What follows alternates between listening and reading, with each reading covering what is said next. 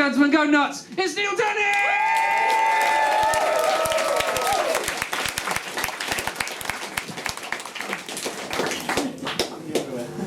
Thank you very much. That was a lovely hand, considering I'm definitely filler between now and the end of the break. No! So I do this thing called Little Atoms, which is a radio show, which is normally about books, which means I read a lot of books, which means I get to store up a load of really interesting and weird stories to steal from other people to use at nights like this. And this is going to be one of those stories, which comes from a book by the science writer Arathi Prasad, which is called Like a Virgin, it's basically the story of artificial fertilization and the future of like a world where we won't need men and all of that, and you can just go to the shop and order a thing. But it also has loads of really interesting stuff about parthenogenesis and loads of really interesting like newspaper stories from the 1950s where they kept thinking there was like actual virgin births happening and stuff, and this is sort of one of those stories. So it's 1984, March 1984, in a place called Lesotho, which is a really tiny little landlocked country inside of South Africa.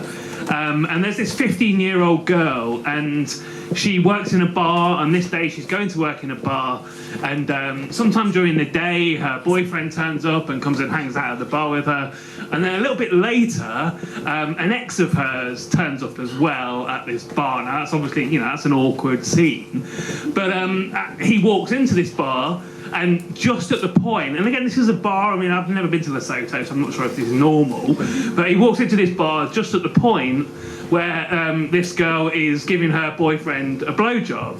And he's the jealous type, right? So there's a fight ensues. He basically pulls out a knife and attacks her boyfriend. And the girl bravely stands in the way, defends him. And a couple of hours later turns up at, hang on, I need to look up the place name. Where is it? I was going to say Mafeking, that's in South. Oh, Mafeteng District Hospital with defensive wounds on her hands from a knife, but also more seriously stab wounds to her stomach. She's treated by a doctor who, I need the name of the doctor because that is relevant, Duve Verkool, which I presume is a South African name, and normally I'd be embarrassed to mispronounce a name, but I don't really care if it's a South African, to be honest. That's not racist. You can't be racist against South Africa. Dutch South Africa.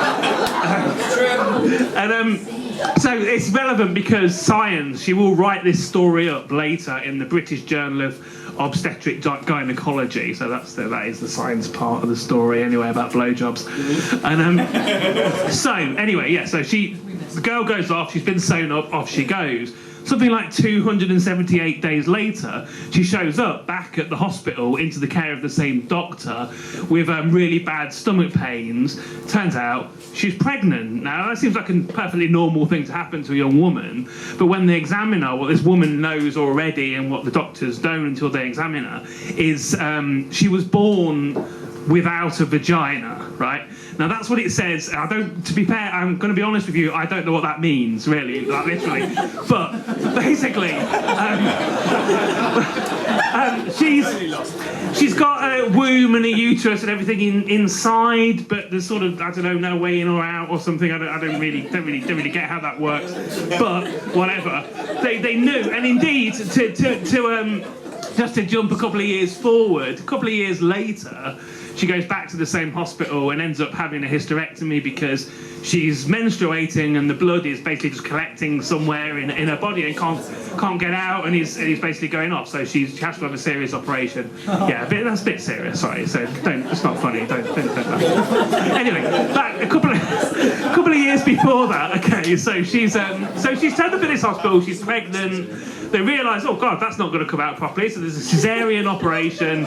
She gives birth to a perfectly healthy young baby boy. Wow. Now, what happens then is the doctor that I mentioned writes this up in the British Journal of Obstetric Hang on, that's not it. Not geography. that's another journal. The British Journal of Obstructive Geography. She writes this up in. Basically, this goes into the literature as the first ever case of oral conception. Now, what she reckons happened is that I don't have to explain this, right? You're all aware of what happens.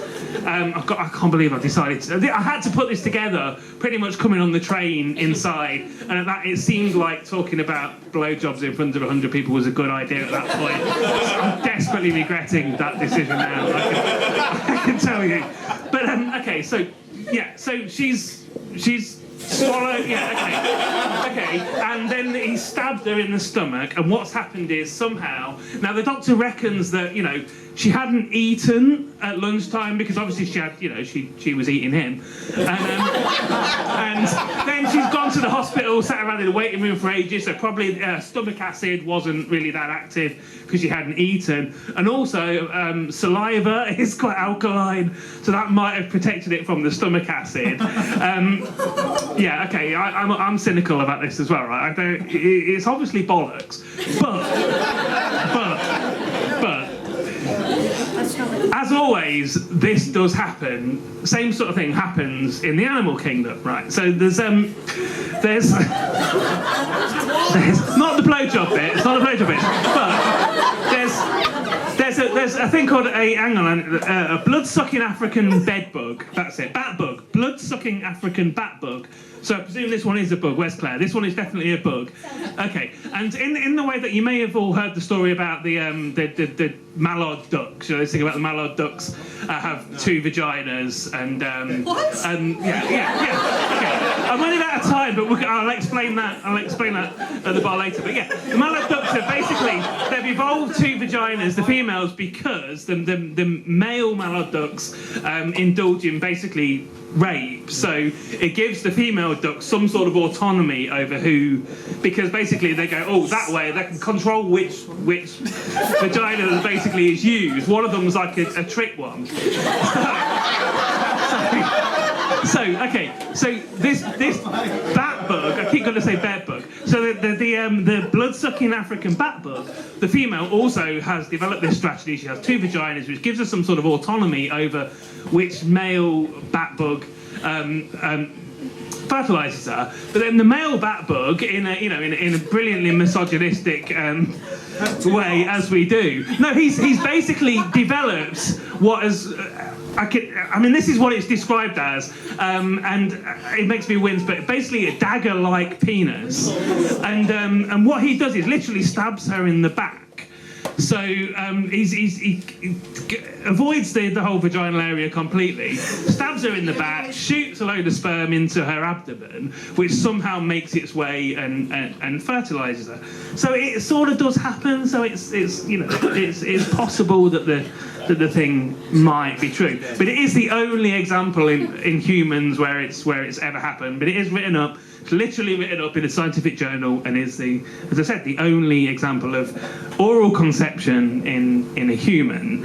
And in fact, just to finish off, what's really great about the report that she wrote up in that journal, the obstructive.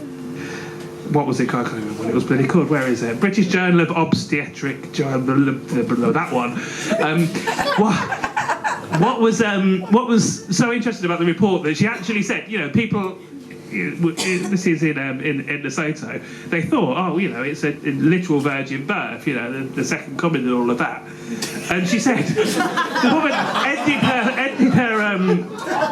ended her report in the journal by saying that I did see the mother and the child and their legal father a couple of years later, and to quote, by that time the son looked very much like the legal father, which excludes an even more miraculous conception. So it wasn't Jesus.